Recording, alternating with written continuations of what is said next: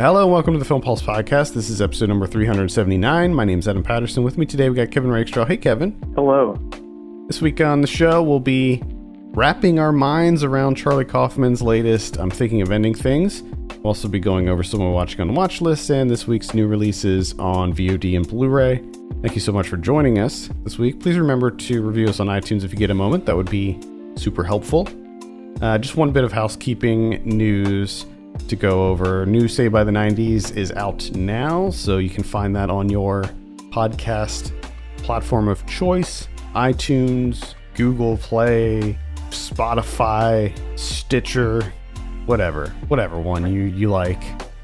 It's out now. We talk about August martial arts action movies, including Double Impact, Hard Target, Surf Ninjas, and Only the Strong. Really fun episode, so check that out. With that, I think we can dive straight into our review. I'm Thinking of Ending Things, directed by Charlie Kaufman. I have a synopsis here. Nothing is as it seems when a young woman experiencing misgivings about her new boyfriend joins him on a road trip to meet his parents at the remote farm. This is on Netflix, so you can check it out if you have a Netflix subscription.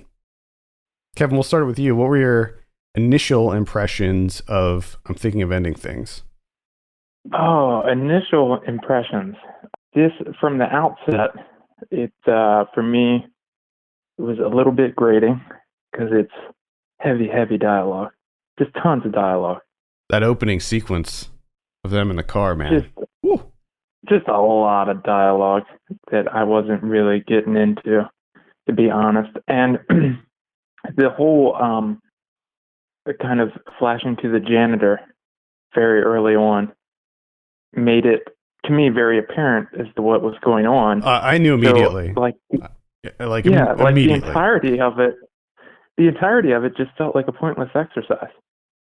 And then he gets cute with the subtle changes and what she's wearing and all that shit, and I'm just like, I don't care. Like it felt as though like he was trying to make up for the fact that like, okay, I have to keep things like somewhat visually interesting because there's really nothing going on here outside of like we're in this man's memory, his psyche, whatever the hell you want to call it. Yeah, we're in his thoughts. And it's just, I don't know. Again, it's just a pointless exercise to me. There were moments I thought that once, like within the script, like moments where he was kind of taking it seriously, and he was kind of getting that like this loneliness, this inherent sadness of this man. And when he brushed up against that poignancy, it worked for me. But a lot of it just did not work at all. It just felt like a sad sack story where it was like, oh, woe is me. My life is awful. And you're just like, okay. And then, they try and tie it up at the end, or, the through line of like, oh, you got to find the sympathy. It's like, yeah, I get it. I get it.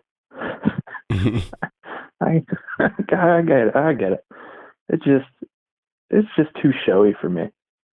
Yeah, it's funny. Like I watched this last night, and it came out on Netflix Friday, so there was a lot of impressions and things that I started seeing on various social media platforms, and I was pretty hyped for this. I was like, oh man, this is Charlie Kaufman doing this kind of psychological horror movie. Yeah, I'm all in, boy. And a lot of the people, like my Letterboxd friends and people on Twitter, are really hyping it up. So I was pretty amped up for this. And I gotta say, I'm right there with you. Unfortunately, it just wasn't doing it for me. And this is one of these movies where I feel like a lot of people are praising it when in fact they feel like it's just something that they should be doing. Like, I'm supposed to like this, right? So I'm going to say that this is like a work of genius. But and I also wondered too, given our circumstances, with everything that's happening in the world and where we are, being stuck in the house and stuff, and not wanting to go out because of a deadly pandemic that, could kill you and your loved ones. I wonder how much that plays into it. Like, just, yes, I like it. I don't have a whole lot going on in the outside world. So yeah, I like this.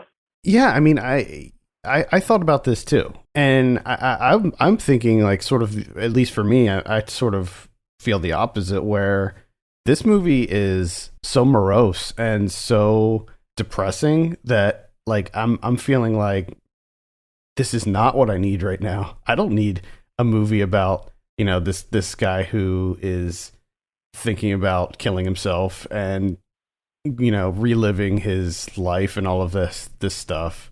Like, that's just not sort of what I'm in the market for right now. So I'm also wondering, like, how much where I'm at mentally, how much that plays into what I took away from this movie and my opinions on it. Now, I think that Kaufman does do some interesting things here. It's not all bad. I liked moments of it, but I think just overall, I found it to be, as you said, pretty grating. Like, a lot of people are talking about, like, oh, you got to rewatch it. You catch all this extra stuff when you rewatch it, all these, like, little clues and hints and things. And I'm just like, I can't imagine rewatching this. Like, there's no way I'm going to sit through this again. And I think the thing, like, there's a part of me that appreciates that there's this open to interpretation thing as to, like, the young woman played by Jessie Buckley, especially at the end. Is she just an amalgamation of all of these things from his childhood or from his life throughout, between the books and the poetry and everything? Because a lot of what she does is just, regurgitating things that exist. Yeah, I never got the sense that she was real. Like, I thought that she was an amalgamation of what he longed for, like what he wanted in his life, like the life he could have had. That's sort of how I interpreted it. But that is the great thing. Like, there's a lot of takeaways from this movie. There's a lot of things that you can discuss and sort of try to pick apart and dive into when it comes to how you interpret this movie. But I think that for me is there's no point in that. Like, there's, like, to what end? Right. Like, that's not a fruitful thing for me to, try and question this person that doesn't exist in someone's mind that also doesn't exist. There's just no point to it for me. And the thing that got me the most is, I think what I wanted more from this movie is I wanted some more, like, a more heartfelt tenderness to it. There's a bit too much, like, quirky comedy for me that I think undermines a lot of what this movie's trying to do. Because a whole lot of the, visiting the parents is that, where it's like, quirky, things aren't quite right. And to me, it felt like it just undermined the entire thing. And then to go through that kind of escapade, and then to try and come out on the other side of, like, okay, now we're getting into emotions and this man's life. And it's just like, no, I don't think so. It doesn't work. I don't think. It doesn't work for me. Yeah, I think if it was more earnest, more serious, and maybe a little bit more sentimental, rather than having the kind of odd comedy, dark humor in there, maybe that there would have been some more, like, emotional resonance with it. But like at the end, when things start to wrap up and you see where things are going, I didn't really feel any kind of emotional heft from it. Like, I wasn't connected to any of the characters from the beginning, so I didn't really have that kind of resonance with what was playing out. Now, I will say that I did enjoy the quirky moments with Toni Collette and David Thewlis, because they're amazing, and I want Toni Collette just needs an Oscar. Just give her the damn Oscar already, because Give she's great. She's great in this. Jesse Plemons, who plays Jake, he's great in this too. I wish him all the best as well. He deserves an amazing career. And you know, I like some of the stuff I thought was kind of fun. I liked the whole movie within the movie thing that they did there for a moment, even though I feel like they lingered on it a little bit too long. I liked the whole Robert Zemeckis thing. I thought that was really funny.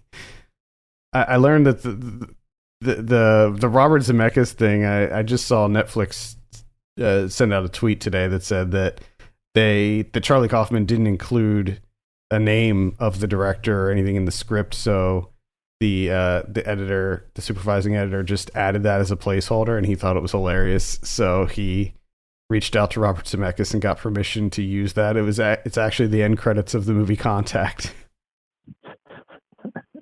I do have to say that, like, and I think a big thing that turned me off completely, like, maybe I would have hung in there if not for the end.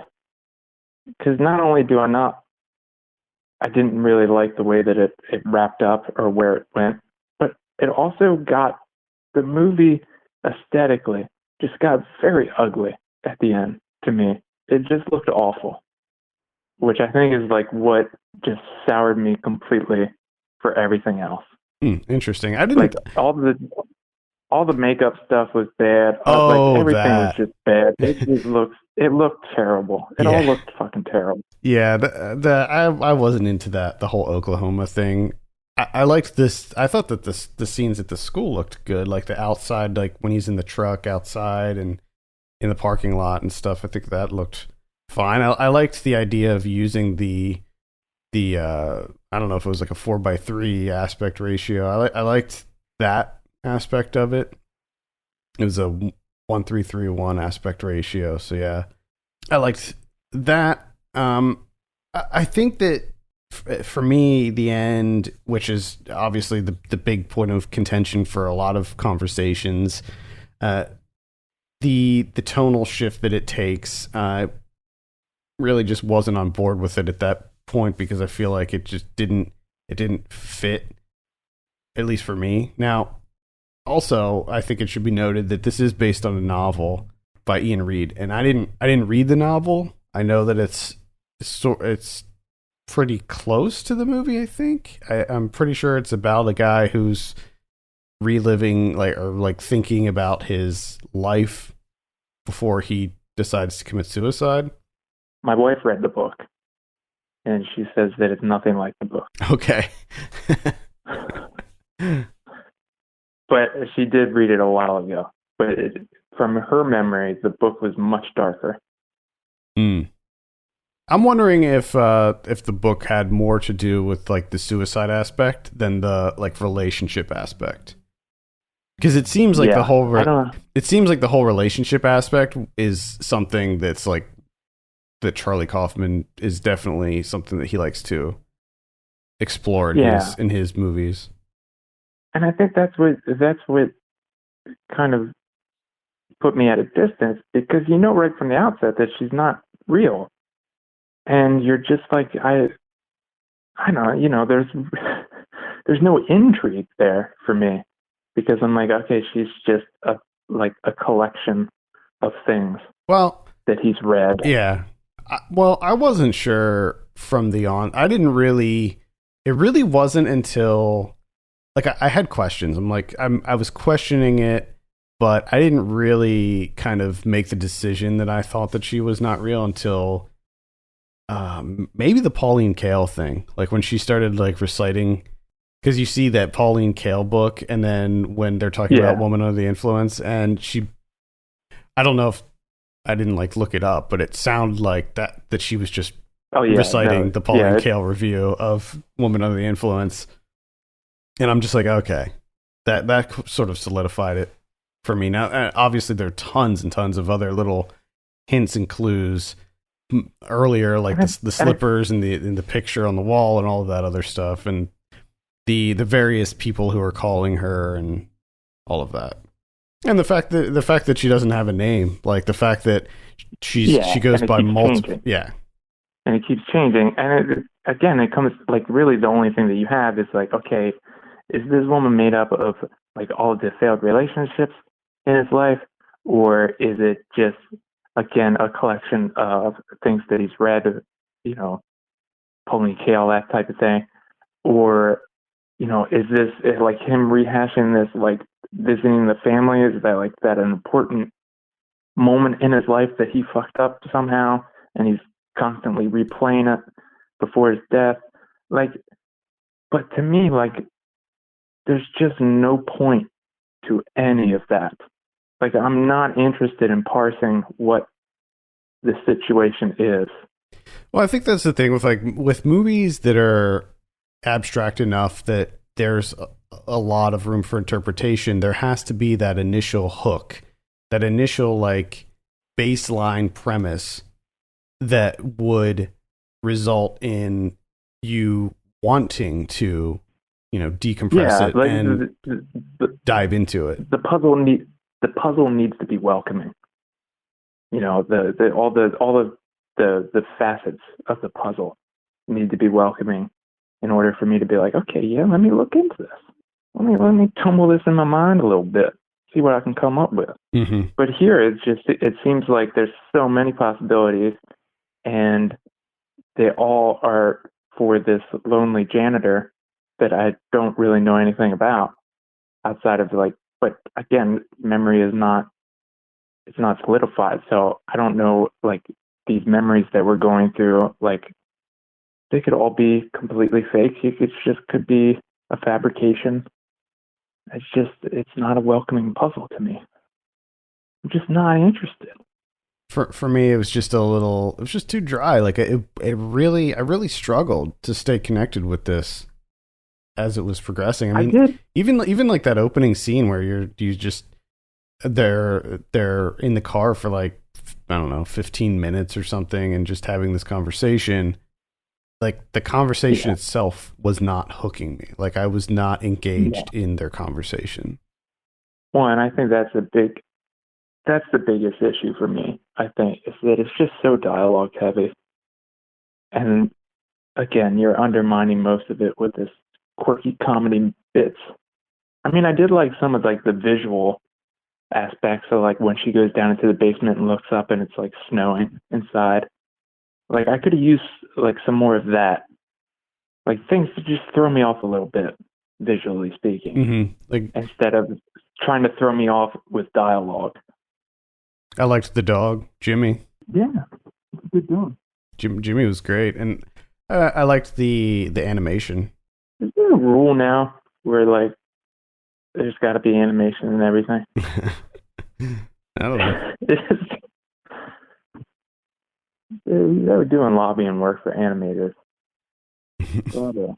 You're in every documentary now.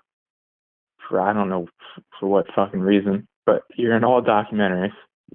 Mm-hmm. And now you're just slipping into narrative film too. I don't know. Yeah, I'm really glad that it seems to be making a strong connection with a lot of people. I think that's great. I think that any movie that evokes this much discussion and thought is a good thing. But just on a sort of basic level, it really just didn't connect with me, unfortunately. Any final thoughts on I'm thinking of ending things? I'm probably going to have to put a spoiler warning ahead at the beginning of this, just because it's weird because, like, you would think that, but at the same time, like, the movie spoils itself, like, immediately. At least I thought.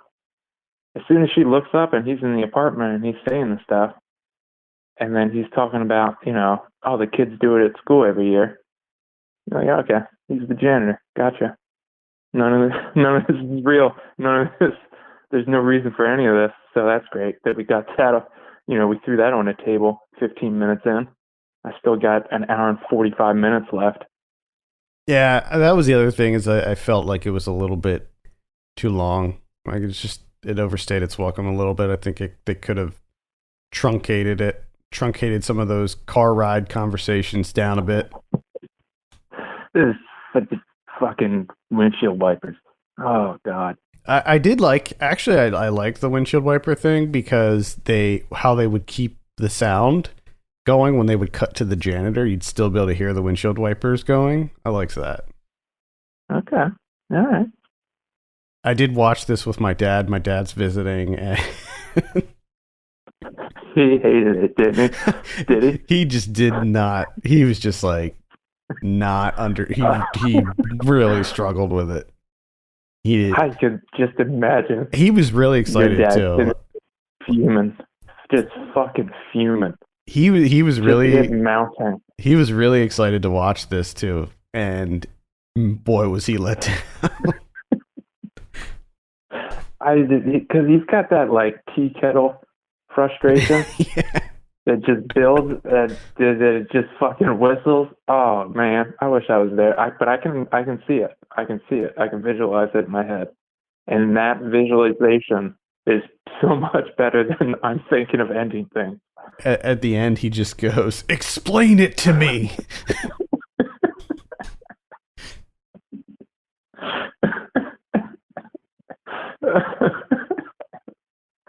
I could see the look on his face too.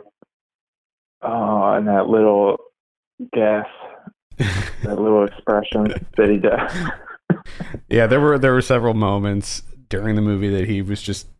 I looked over and he's just staring at me with that with that look. Oh, I miss watching a movie with him. Yeah, it was that made it a little more entertaining. All right, let's go ahead and give this a score, Kevin. What are you gonna give? I'm thinking of ending things. Oh man, like a 5. I'm. This is a tough one. I think that I'm kind of right down the middle as well. So I'm like maybe 5.5 for this. Yeah. Again, I'm glad that it is really connecting with a lot of people, and I hope that it connects with you. There's certainly a lot to unpack with this movie. There's a lot of secrets and little things, and I think that it's the type of movie that you either get a lot out of it or you don't get anything, and unfortunately, I'm in sort of the latter category. Yeah. All right, let's move on and talk about someone we're watching on the watch list. Kevin, I think we'll start it with you this week. Oh boy. Well, I watched a lot of bad stuff, so Solid, nice. a lot of bad decisions. And just a lot of slapping on Netflix and be like, all right, let's watch this. Let's go for it. First thing you pick. And one of those was Cabin Fever. All right. So you're thinking, oh, Kevin watched Eli Roth, Cabin Fever. Mm-hmm. That's cool. That's what I thought I watched. I didn't. Apparently they remade this movie. What? So I watched the remake, which is apparently like just a full-on, like very close to shot for shot, just same thing. Oh yeah, I forgot that they did this. Which I didn't think that they did that because I thought Eli Roth's movie was relatively new. Yeah, 2002 was the original one, and the remake was 2016. Yeah. So not sure why they did this. I know from this movie that I don't need to see the first one. I'm fine. But there is a part of me that's curious because the dialogue in this movie is it's really bad. It's just awful, right? And I am wondering if it's the same dialogue from the original. I doubt it. Because it doesn't make any sense. And a lot of the dialogue just seems like excuses to have sex scenes at just very weird times, like in the middle of like people dying. And just overall, like everything's bad, right? But they decide like, hey, this is a good spot for a sex scene, so let's do that. Which like the whole thing is ridiculous. It's just really stupid. It's awful. The acting is awful. The only thing that is good is like the effects work, like the gore. It's really good. It's disgusting. Like it's just a lot of skin falling off. and just a lot of blood, people coughing up blood and just oozing blood and all sorts of stuff. And it's disgusting. But just everything else is just atrocious. Yeah, I don't know why they made the decision to remake that movie. It's bizarre.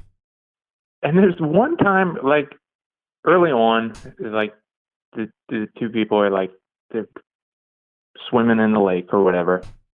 This is before everything goes to shit. You know, they're swimming in the lake. They're talking to each other, doing a little bit of flirting. And it's just intercut with the other couple having sex. But for really, like, it'll just go back to them and just show them having sex for like a minute, and then it cuts back to the other couple. And it does that like 2 or 3 times, and then moves on with the movie. And it's like, okay, that was an excuse for some nudity. That was weird. And then later on, the same woman is like, everything's gone to hell. Everyone's dying. Everyone's getting affected. And she's like, oh, this is awful. This is the type of situation, like, the plane's going down. Everyone knows the plane is going down. And all you want to do is grab the guy next to you and fuck his brains out. And there's, of course, the guy standing there, and he's like, okay. He's like, his ears perk up a little bit, and he's like, all right. And then there's just a sex scene. Like, those two people have sex for some reason. And you're just like, what the fuck is happening? Yeah, I don't remember any of that happening in the original one, so... Come on. So, yeah. I mean, I'm not saying you should go out and watch the original one, because I'm sure that, like, the overall narrative is still the same, but yeah, that's unfortunate that that happened. It's so bad. All right, and that is the 2016 Cabin Fever. Avoid that on Netflix and don't get fooled like Kevin. I'm always getting fooled. You're why, like, The Asylum exists. I know. And it's only because of streaming services. I see the little thing and I'm like, oh yeah, all right. All right, I saw The 5 Rules of Success. This is directed by Orson Oblowitz. This is a Fantasia Festival movie. This was the last one that I watched. It is a pretty good, sort of gritty story about this guy who gets out of prison on parole and decides that he is gonna use these 5 rules that he sort of came up with when he was in prison, and he's going to use these 5 rules to change his life and be a success. And he starts off getting a job as a delivery person at this restaurant, and then starts to work his way up, with the ultimate goal being to own his own restaurant. And it's the type of movie where you know that things are not going to end well for this guy, but you still... He's an inherently sympathetic character. Like, he's a likable character, so you want him to succeed. You want to see him, make it. And you just know, like, the tone of the movie, you know that just horrible things are going to happen. So it's a good movie. It's at times a tough watch, but I would definitely recommend it. Orson Oblowitz is he did this movie Trespassers that came out a couple years ago, and I really hated it. But he also did The Queen of Hollywood Boulevard, which I didn't see, but I heard sort of mixed things about that as well. The style of Rules of Success it's got sort of a unique style to it. Lots of strobing in it, though. There is like a strobe warning at the beginning of the movie. It's not like overwrought with strobes. It's done in a sort of they pace the strobing, so it's not like overwhelming. But I would say check maybe a light recommend whenever this comes out. The 5 Rules of Success. There's definitely a lot of there's some social commentary in there as well, and the only problem I had with it mainly was like, what happens at the end seems sort of shoehorned in. It didn't seem like a natural progression. It seemed a little strange. The motivations of the characters, I just wasn't buying what happened at the end. But yeah, other than that, it's pretty good. Again, it's called The Five Rules of Success. I too watched a movie where a guy was released from prison, and that guy was Nicolas Cage. Oh boy! And the movie is A Score to Settle, 2019, directed by Sean Koo, who is the guy that directed Beautiful Boy, which I found out afterwards. I was pretty sure, like, because this is kind of a standard Nicolas Cage straight to VOD type movie that it's probably just directed by some random person. But no, it's like an actual director. So that was interesting to learn. So Nicolas Cage plays a mob enforcer, and he takes the rap for something that he didn't do to protect his boss, and he ends up serving 22 years in prison for it.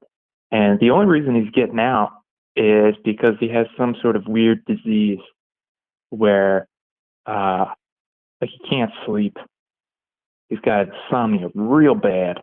And they tell him, like, before they let him out of prison, they're like, hey, Nick, you need to sleep, buddy. Like, you got to do it. You're going to die. You're going to start hallucinating. All sorts of weird shit's going to happen. And he's like, yeah, all right, whatever. And of course he doesn't sleep.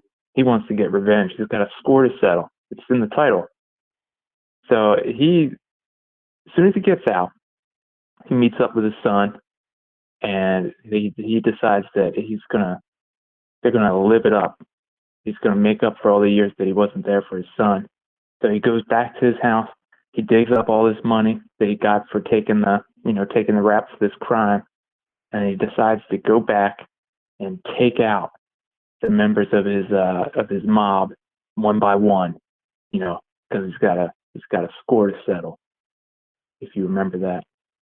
And I was really kind of hoping for ridiculousness. There is some of that within the story. It's pretty stupid, because some people might not actually be real people, because he has the insomnia thing. Yeah. So you get to play with that because he won't sleep. He's not doing it. He decides to do everything. He decides to do all of his revenge when he should be sleeping. So, like, throughout the day, he's just doing day-to-day stuff, getting lunch, having drinks, meeting up with people, chit-chatting.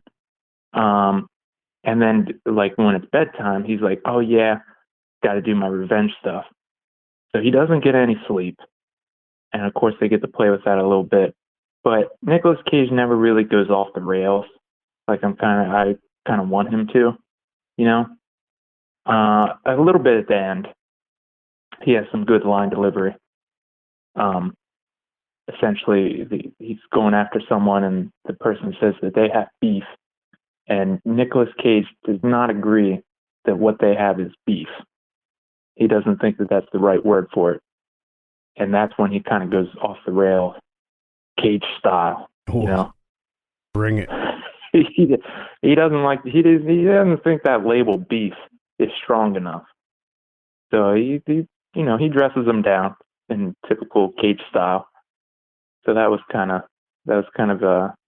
fun. But overall, it's just very mediocre. Yeah, it looks like it. I see a letterboxed review here from Wounded Kite that says needed more score settling. Yeah.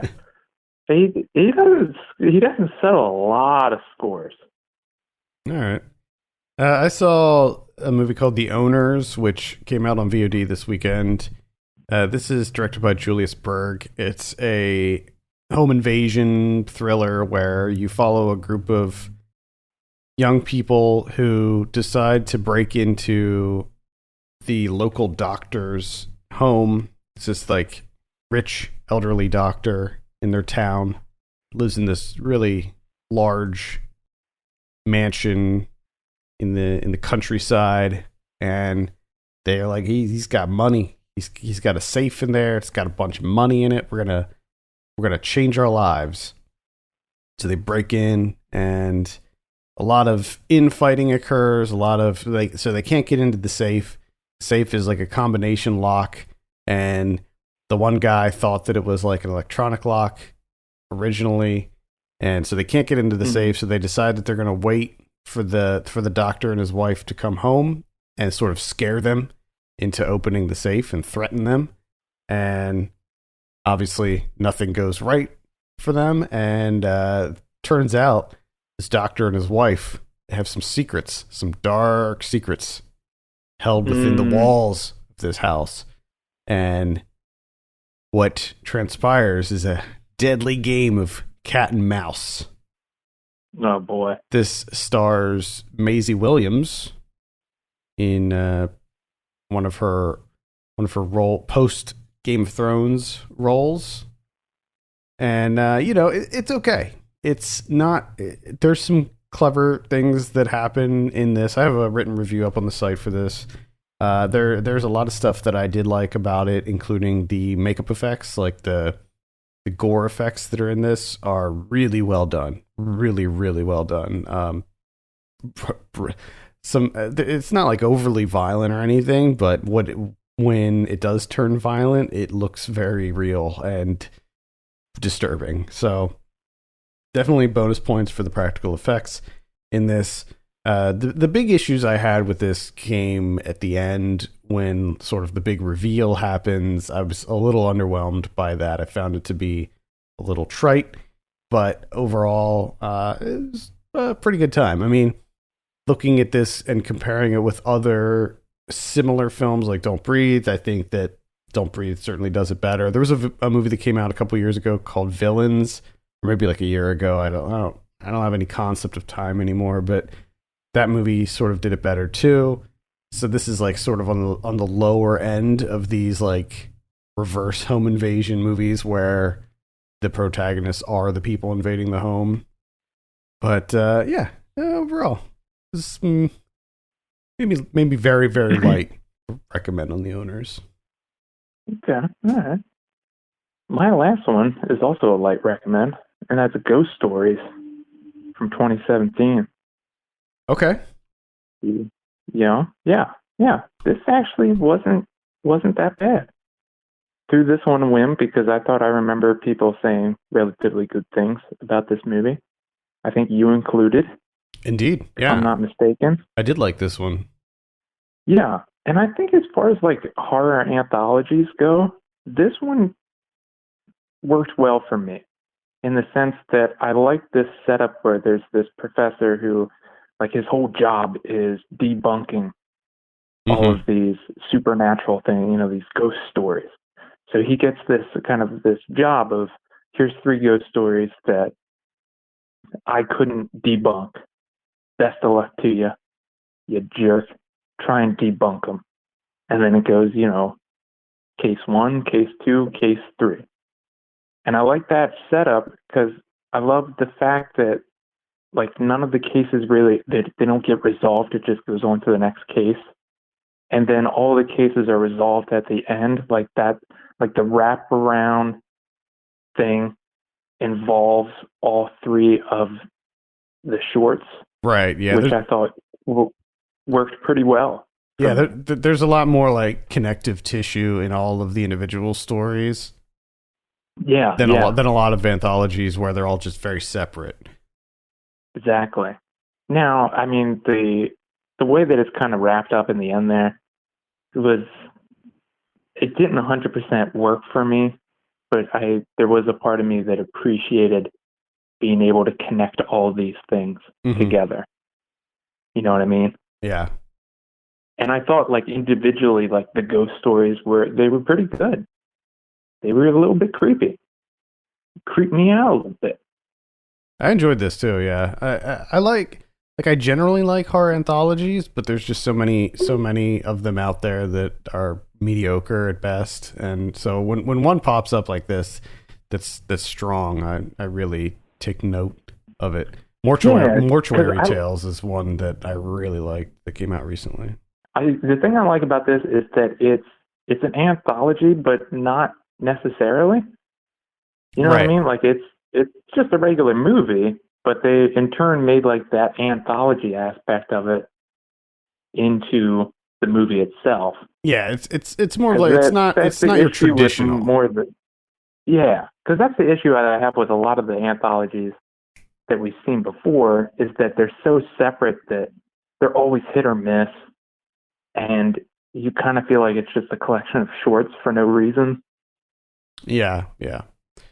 I think one thing that helps mitigate that is to have the same directors be handling all of the segments, if you will.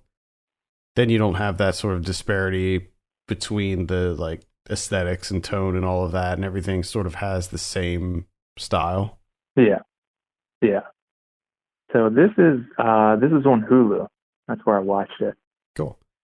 I want to rewatch this. I want to give this another look. Maybe around Halloween time. Do it. Yeah, I don't know why we got all of a sudden. We were like, hey, let's be October and just watch some bad horror movies.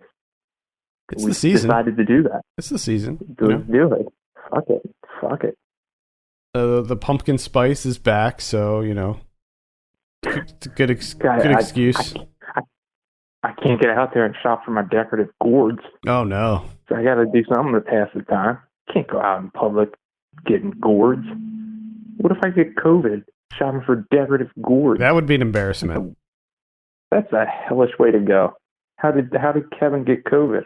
Oh, he was at the local farmer's market shopping for decorative gourds. Can you fucking imagine? Oh my god, that'd be hilarious. Okay, let's take a look at what we have on VOD this week. On the 8th, we have Evil Under the Skin. A mother will do anything for her child. Really awful looking poster there. We have Range Runners, Left 4 Dead, Back for Vengeance. Range Runners, check it out. We have The Standard, pushing limits and building bridges at the world's toughest endurance event. Sounds like a documentary. Okay. We have Beats. This is it's a rave movie, I think. Yeah, it takes place in 1994. On the 9th, we have So Much Love to Give. That's going to be on Netflix. On the 11th, we have Red, White, and Wasted. That's a virtual theatrical release. It's a documentary that I checked out at, I think, Tribeca this year, maybe. It's worth a look. It's about mudding. Mudding in Florida. Mudding. Yep. You go mudding this weekend? Oh, God. That's all I have for VOD. As always, these calendars are being updated constantly, so check them out at filmpulse.net. For the latest Blu-ray this week, we have the Alfred Hitchcock Classics Collection. This includes Rear Window, Vertigo, Psycho, and The Birds. 4 movies, 473 minutes, 4K. There you go. Four's all around. Yep. Huh? All right. Ghost in the Shell 4K release. That's the 1995 original. It looks like those Alfred Hitchcock movies are being released individually as well. So if you only want to pick up one of them, like Psycho, you can do that. Superman, Man of Tomorrow 4K release. That's one of those DC animated movies. The 2008 Incredible Hulk movie is coming out in 4K. Graveyards of Honor. This is the original 1975 Graveyard of Honor film, and then the 2002 Takeshi Miike remake. Arrow's putting that out. Yeah, First Cows coming out on Blu-ray. Nice. True History of the Kelly Gang is coming out. I could not get into this movie. I started this movie with plans to cover it for the site, but man, I just couldn't finish it. I was not into it. I was not into it. It's weird because I was really excited for that movie, and then like as soon as it came out, my excitement just evaporated. Yeah, I was into it. No. Yeah, I don't know, man. I just could not get into it for whatever reason. Just not grabbing me. The Rob Zombie trilogy is coming out. which includes House of a Thousand Corpses, The Devil's Rejects, and Three from Hell. All right. If you're looking to have a good weekend party, check that out. There you go. The comic from 1985 is coming out on Arrow. The Big Ugly from earlier this year. That's pretty much all I have. What about Criterion's this week? Criterion's, we have 2 from Jules Dassin. 47's Brute Force, and then 1948's The Naked City. And I just want to pinpoint something here. The Naked City, under special features, both movies have, a slew of special features. But the one bullet point for The Naked City says, footage of director Jules Dassin from a 2004 appearance at the Los Angeles County Museum of Art. And that just is humorous to me, because I just immediately imagine this like short video clip that someone takes from a distance of just him at the art museum. Just walking by, looking at some art. Because just the way that they put it is like, from an appearance. Like he just appeared at the Museum of Art. Someone got it on their cell phone or something. And there you go. It's like a little 5-second clip. I'd like to think that's what it is. I think I really hope it is. I want it to be. That's what I want it to be. If I get confirmation that that's what it is, I will buy this Blu-ray. There you have it. All right, I think that's going to do it for this week. Thank you so much for listening. You can send us your questions and topics to podcast@filmpulse.net. You can follow us on Twitter @filmpulsenet and @filmpulsekevin. And if you have a minute, consider reviewing us on iTunes. That would be incredibly helpful. For Kevin Rakestraw, my name's Adam Patterson. We'll see you next week.